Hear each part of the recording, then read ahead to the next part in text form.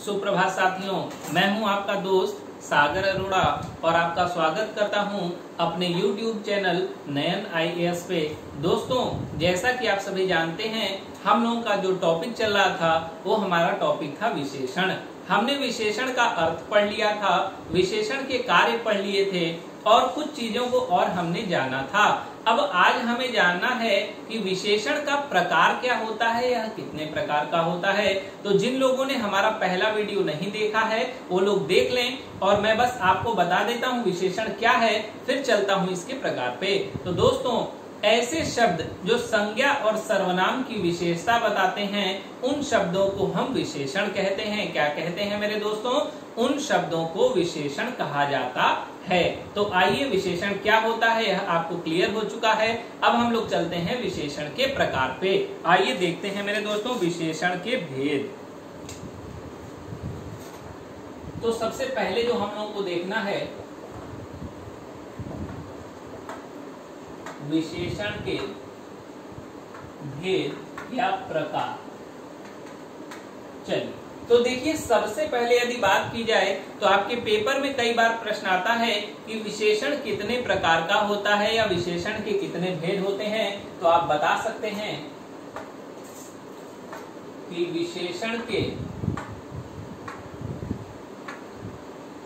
4 भेद होते हैं। कितने भेद होते हैं मेरे दोस्तों? 4 भेद या प्रकार होते हैं। ध्यान से समझना है दोस्तों, विशेषण के कितने भेद होते हैं? तो आप कहेंगे सर विशेषण के 4 भेद होते हैं। अब आपका प्रश्न होगा सर कौन कौन से? तो आइए, सबसे पहले मैं बात करता हूं इनके प्रकार। तो जो हमारा पहला विशेषण होता है वो होता है गुणवाचक विशेषण। क्या होता है मेरे दोस्तों? गुणवाचक विशेषण। देखिए, जो गुणवाचक विशेषण है उसमें किसी व्यक्ति, वस्तु, स्थान आदि के गुण को बताया जाता है। किसे बताया जाता है मेरे दोस्तों? गुण को बताया जाता है। दूसरा होता है संख्यावाचक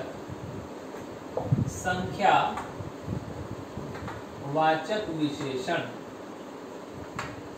देखिए, संख्यावाचक विशेषण जो होता है आपको नाम से ही स्पष्ट है कि इसमें क्या आएगी दोस्तों? आप कहेंगे सर इसमें संज्ञा आएगी। और संज्ञा का क्या होगा? आप कहेंगे सर वह संज्ञा जो होगी वह संख्या के फॉर्म में होगी। इसमें कोई ना कोई नंबरिंग आएगी और उस नंबरिंग से हम पहचान लेंगे कि यहाँ पर हमारा संख्यावाचक विशेषण होगा। तीसरे टाइप की बात करें तो होता है परिमाणवाचक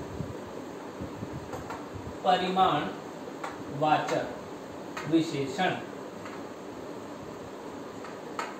अब देखिए, जो परिमाणवाचक विशेषण है इसमें आप ब्रैकेट में माप तौल भी लिख सकते हैं। क्या लिख सकते हैं मेरे दोस्तों?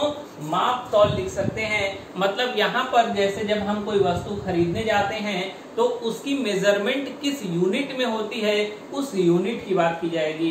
जैसे यदि हम दूध लेने जाते हैं तो उसे हम मेजर करते हैं मिलीलीटर में या तो लीटर में, तो यहाँ पर इसी की बात की जाएगी। हम केला लेने जाते हैं तो बात करते हैं दर्जन में, आलू लेने जाते हैं तो बात करते हैं केजी, किलो में। तो यहाँ पर क्या होगा, उसकी यूनिट की बात करेंगे। और चौथे की यदि हम बात करें तो हमारा होता है सर्वनामवाचक विशेषण। क्या होता है मेरे दोस्तों? सर्वनामवाचक।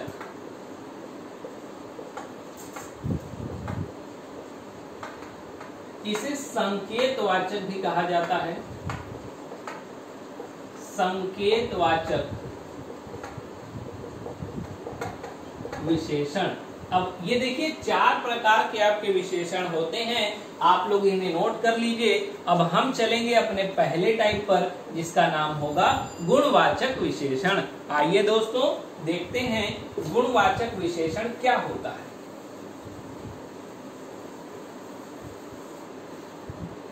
देखिए, गुणवाचक विशेषण क्या होगा मेरे दोस्तों? तो मैंने अभी आपको बताया है कि गुणवाचक विशेषण किसी व्यक्ति, वस्तु, स्थान आदि के गुण को बताएगा।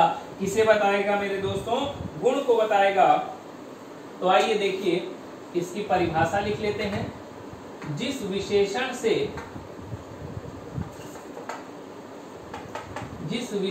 से पदार्थ के गुण, ध्यान से समझना है, पदार्थ के गुण रंग आकार, पदार्थ के गुण रंग आकार, दशा, अवस्था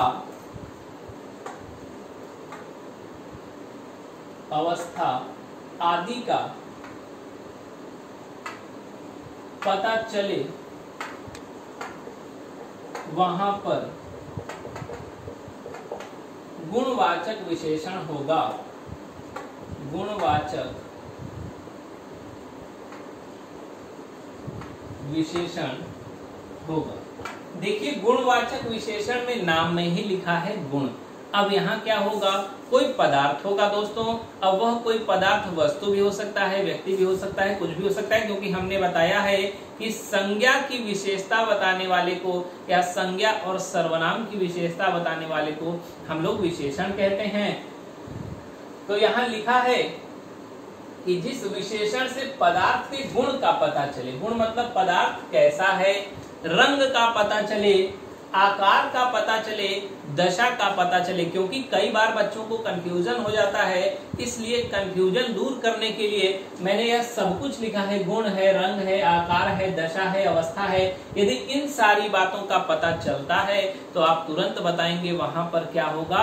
आप कहेंगे सर वहां पर गुणवाचक सर्वनाम होगा। आप मेरे साथ साथ इसे नोट करते चलिए। तो आइए इसके उदाहरण की बात करता हूं। तो इसके उदाहरण में क्या आएगा, तो देखिए इसके जो उदाहरण में आएगा वो होगा सबसे पहले भला, बुरा, पापी। ये सब इसके बहुत इंपॉर्टेंट एग्जाम्पल हैं। अब ध्यान से देखना है, सरल और दुष्ट क्या होगा मेरे दोस्तों, दुष्ट होगा। अब ये देखिए भला, ये भला क्या है, जैसे हम कहते हैं वह बहुत भला आदमी है, तो वह बहुत भला आदमी है। आप उसमें प्रश्न कर लीजिए कितना, ये कैसा से, तो आपको प्रश्न मिलेगा वह कैसा आदमी है, आपको उत्तर मिल जाएगा भला आदमी है, तो भला आपका क्या हो जाएगा, विशेषण। बुरा, अब आप कह सकते हैं वह बहुत बुरा आदमी है, उससे आप उसी सेंटेंस में प्रश्न करिए कैसा, तो आपको उत्तर मिलेगा वह कैसा आदमी है, आप कहेंगे सर बुरा। उसी प्रकार पापी है, सरल है, दुष्ट है। अब आप मेरी बात बताइए, यह सब क्या है, कोई व्यक्ति भला है, कोई व्यक्ति बुरा है, कोई व्यक्ति पापी है, कोई सरल है, कोई दुष्ट है, तो यह क्या होगा मेरे दोस्तों, यह उसका स्वभाव होगा। क्या होगा मेरे दोस्तों, स्वभाव। अब इसको गुण तो नहीं बोल सकते, क्या बुरा को गुण बोल सकते हैं, भला और सरल को तो बोल सकते हैं, लेकिन बुरा, दुष्ट, पापी इनको गुण नहीं बोला जा सकता, तो इसलिए मैंने यहाँ पर स्वभाव लिखा है। या तो इनकी आप विशेषता लिख लीजिए। तो ये क्या है दोस्तों, ये जितने भी स्वभाव होते हैं, सब कुछ आपको अपने दिमाग में स्टोर करना है। जितने भी स्वभाव होते हैं, क्या होते हैं मेरे दोस्तों, स्वभाव होते हैं, वो सारे स्वभाव आपके क्या होते हैं, आप कहेंगे सर गुणवाचक विशेषण होते हैं। आप मेरे साथ साथ नोट करते चलिए। दूसरी बात करूं मैं, आसमानी, लाल, पीला, हरा, काला, ये सब क्या है मेरे दोस्तों, आप कहेंगे सर ये सब रंग हैं। क्या है मेरे दोस्तों, रंग हैं। तो जितने भी रंग होते हैं वो सब कहाँ आते हैं, आप कहेंगे सर गुणवाचक विशेषण में आते हैं। अब जैसे आसमानी भी रंग है, लाल है, पीला है, हरा है, काला है, ये सब क्या है मेरे दोस्तों, रंग हैं। आप मेरे साथ साथ इन्हें नोट करते चलिए। अब आगे देखते हैं अगला, कुरूप,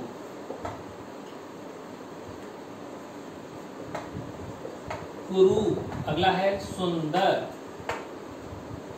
अब ये देखिए कुरूप और सुंदर क्या है, उसके बाद कुछ और बातें यदि मैं लिख दूं यहाँ पर, नीच, उसके बाद लिख दूं ऊंच, ये बताइए ये क्या है आपका।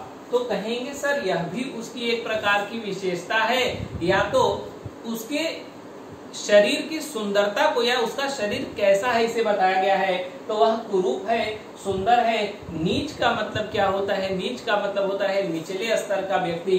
ऊंच का मतलब होता है ऐसा व्यक्ति जो किसी विशेष पद पर आसीन हो या जो बहुत अच्छा हो, उसे हम ऊंच कहते हैं। तो आप इन सारी बातों को मेरे साथ साथ नोट करते चलिए। अब यदि आकार प्रकार की बात करें तो आइए, मोटा, पतला, दुबला, और बात कर लेते हैं तिकोना, गोल आदि। तो ये क्या होगा मेरे दोस्तों? ये हो गया आपका आकार। क्या हो गया मेरे दोस्तों? आकार। अब जैसे कोई व्यक्ति मोटा हो सकता है, कोई पतला हो सकता है, कोई दुबला हो सकता है, कोई आकार है वो तिकोना हो सकता है इस प्रकार से, कोई आकार है वो गोल हो सकता है। तो यह सारी चीजें क्या है मेरे दोस्तों? आप कहेंगे कि सर ये सारी चीजें आपकी गुणवाचक विशेषण में आएंगी। किस में आएंगी मेरे दोस्तों? गुणवाचक विशेषण में। तो आप लोगों को इसे मेरे साथ साथ नोट कर लेना है। इसके ये कुछ एग्जाम्पल्स हैं जो कि बहुत इंपॉर्टेंट हैं, तो इसे जल्दी से नोट करिए, फिर हम लोग चलते हैं आगे।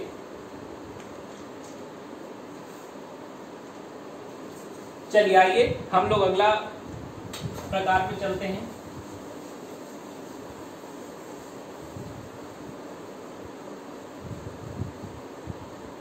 देखिए, जो विशेषण होता है वह 4 प्रकार का होता है।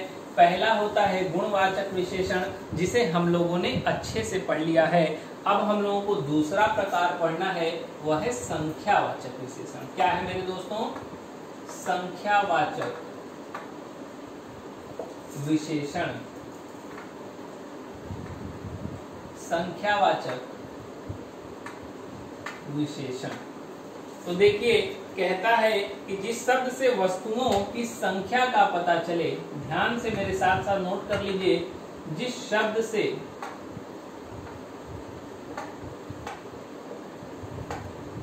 वस्तुओं की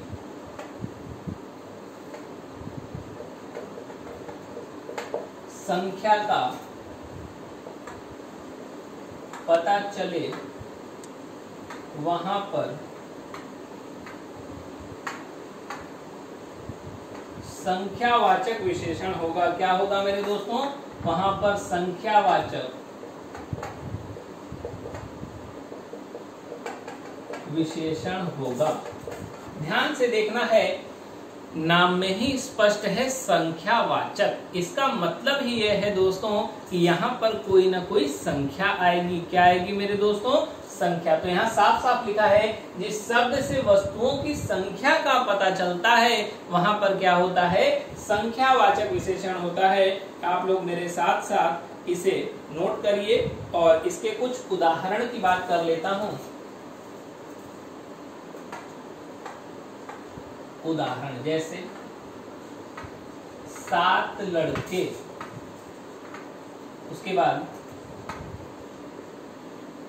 5 टेबल, उसके बाद और बात करूं तो 7 कमरे। किसकी बात करूं? 7 कमरे। अब देखिए, यहाँ पर आ रही है आपकी संख्या, यहाँ है 7 लड़के, तो जो ये आपका 7 होगा यह आपका यहाँ पर विशेषण हो जाएगा। यहाँ पर आ रहा है 5 टेबल। क्या आ रहा है मेरे दोस्तों? 5 टेबल, ये आपका विशेषण होगा। यहाँ आ रहा है आपका 7 कमरे, और यहाँ पर ये 7 जो है आपका विशेषण हो जाएगा। अब देखते हैं कि संख्यावाचक विशेषण तो बहुत छोटा है, लेकिन नहीं मेरे दोस्तों, इस संख्यावाचक विशेषण से आपकी परीक्षा में बहुत प्रश्न बनते हैं। उसका कारण ये है कि यह जो संख्यावाचक विशेषण होता है यह 5 प्रकार का होता है। कितने प्रकार का होता है मेरे दोस्तों? 5 प्रकार का। तो इसके सारे प्रकार को हमें नोट करना है और देखना है। तो आप लोग इसे नोट करिए, मैं इसे इरेज कर रहा हूं। हम लोगों ने दूसरा प्रकार पढ़ा था संख्यावाचक विशेषण। ध्यान से समझना है, विशेषण के कितने प्रकार होते हैं? आप कहेंगे 4 प्रकार। हमने दूसरा पढ़ा था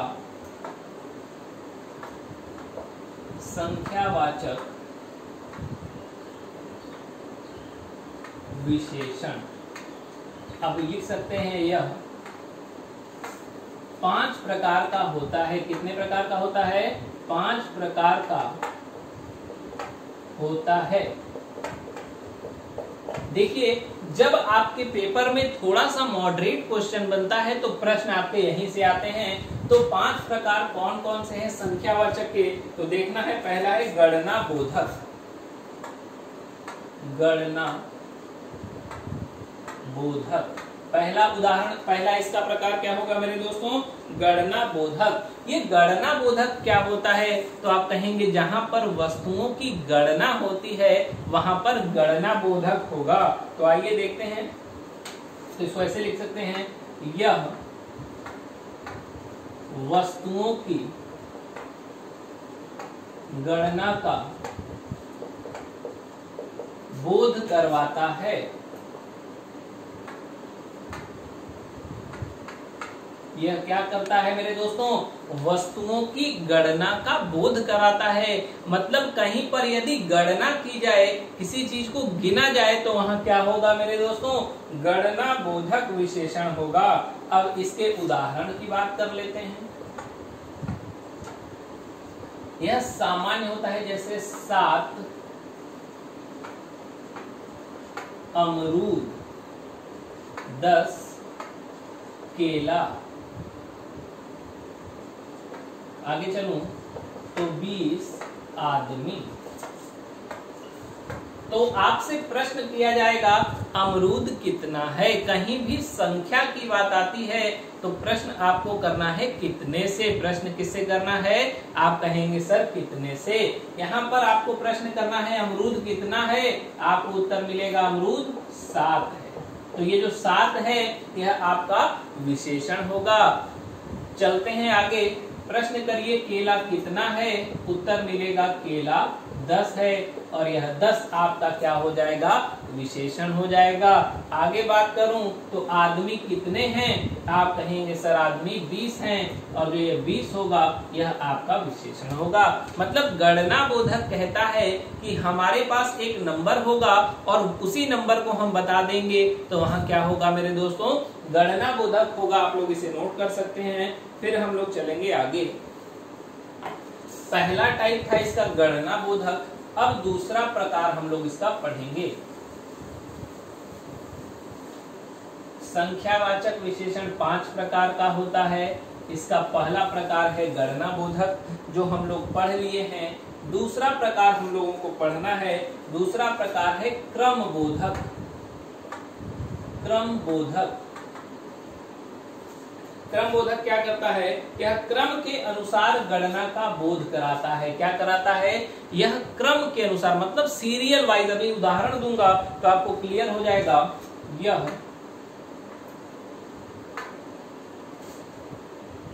क्रम के अनुसार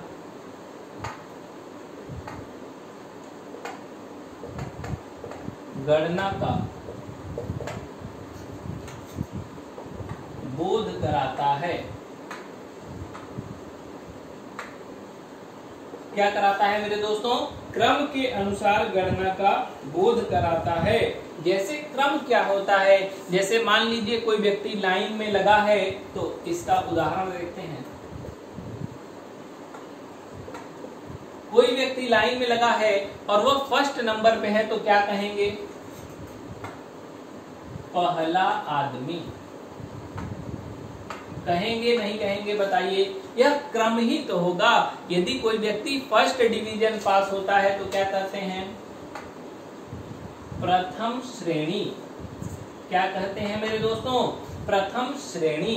यदि मान लीजिए किसी के 3 बच्चे हैं और थर्ड नंबर पे जो व्यक्ति है वह है लड़का, तो उसे यदि हमें कहना है उस लड़के को बुलाओ थर्ड नंबर वाले को, तो क्या कहेंगे? आप कहेंगे सर तीसरा लड़का। क्या कहेंगे मेरे दोस्तों? तीसरा लड़का। अब उसके बाद आते हैं, तो देखिए यहाँ पर क्या हो रहा है? यहाँ पर क्रम से चीजें चल रही हैं। किससे चीजें चल रही हैं? क्रम से। तो यहाँ क्या होगा? पहला आदमी। आदमी कौन सा है? आप कहेंगे सबसे फर्स्ट नंबर पे जो खड़ा है वह आदमी। इसका मतलब हो जाएगा पहला आदमी। तो यहाँ पे क्या होगा, क्रम बोधक होगा, प्रथम श्रेणी। यदि हम बात करें तो यहाँ जो प्रथम होगा यह आपका क्या होगा मेरे दोस्तों, विशेषण होगा। यदि हम बात कर दें द्वितीय श्रेणी तो क्या हो जाएगा, यहाँ द्वितीय हो जाएगा, लेकिन हमें इसकी बात नहीं करनी है। प्रथम श्रेणी जितना मैंने एग्जाम्पल लिखा है आपको उतने से समझ जाना है और आसान है, आप समझ जाएंगे। फिर बात करते हैं तीसरा लड़का। तीसरा लड़के का मतलब यह है कि वह लड़का जो थर्ड नंबर पे है। तो यहाँ क्या होगा मेरे दोस्तों, जो तीसरा है यह आपका विशेषण हो जाएगा। तो इसे भी आप लोग अच्छे से नोट कर सकते हैं, इसका स्क्रीनशॉट ले सकते हैं। फिर हम लोग चलेंगे आगे। चलिए, तीसरा प्रकार हम लोगों को देखना है और यह बहुत इंपॉर्टेंट है। कई लोग इसमें कंफ्यूज रहते हैं, तो वो सारी कंफ्यूजन मैं आपको दूर कराने के लिए ही तो आया हूं। तो आइए देखते हैं। जो इसका तीसरा प्रकार होगा वो होगा आवृत्ति। सही से लिखिएगा, गलत नहीं होना चाहिए, बार बार कह रहा हूं, आवृत्ति बोधक। देखिए आवृत्ति बोधक क्या होता है, तो जहां पर रेशियो की बात की जाए, तुलना की जाए, किसी एक का दूसरे पर आधिक्य निकाला जाए, वहां पर क्या होता है, आवृत्ति बोधक होता है। तो इसको लिख लेते हैं हम लोग, एक वस्तु से दूसरी वस्तु के आधिक्य। यहां पर एक वस्तु से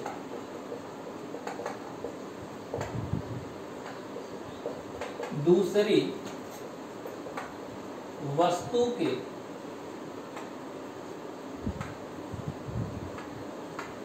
आधिक्य का अनुपात, आधिक्य के अनुपात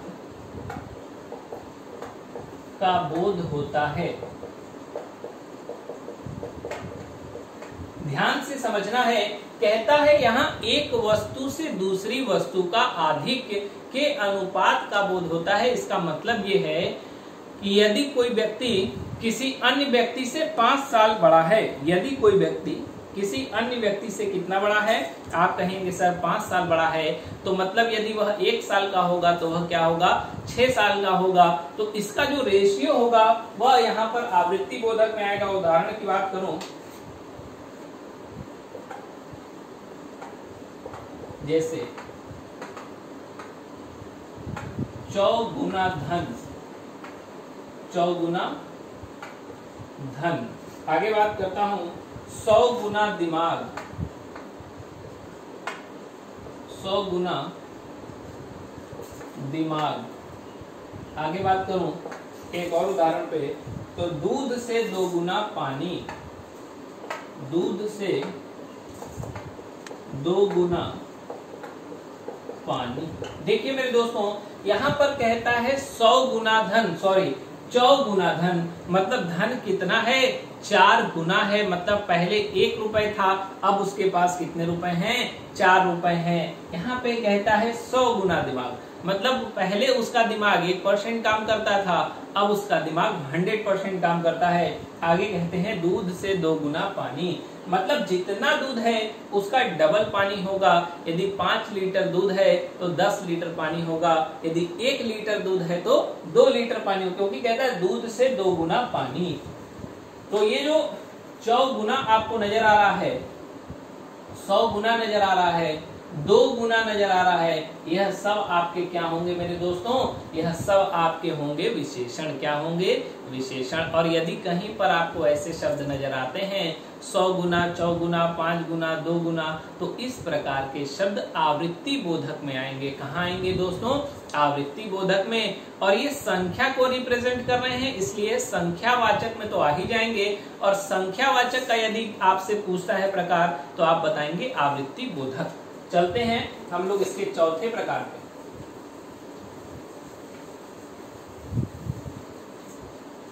हमारे साथ साथ आप भी बहुत ही अच्छे तरीके से अपने नोट्स को बनाते रहिए, क्योंकि आप जितना अच्छा नोट्स बनाएंगे वह आपके लिए बहुत इंपॉर्टेंट होगा। चौथा नंबर जो होगा समुदाय बोधक, समुदाय बोधक। अब देखिए यहां पर क्या होगा, यहां से यहां पर संख्या के समुदाय का बोध होता है। ध्यान से समझना है, यहां पर संख्या के समुदाय का बोध होता है। किसका बोध होता है मेरे दोस्तों? संख्या के समुदाय का बोध होता है। अब देखिए संख्या का समुदाय क्या होता है, मतलब यहां पर कुछ लोग रहेंगे जो ग्रुप में रहेंगे, तो यहां पर ग्रुपिंग की बात की जाएगी।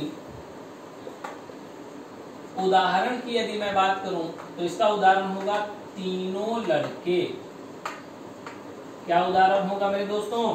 तीनों लड़के। अगला उदाहरण है सातों घर।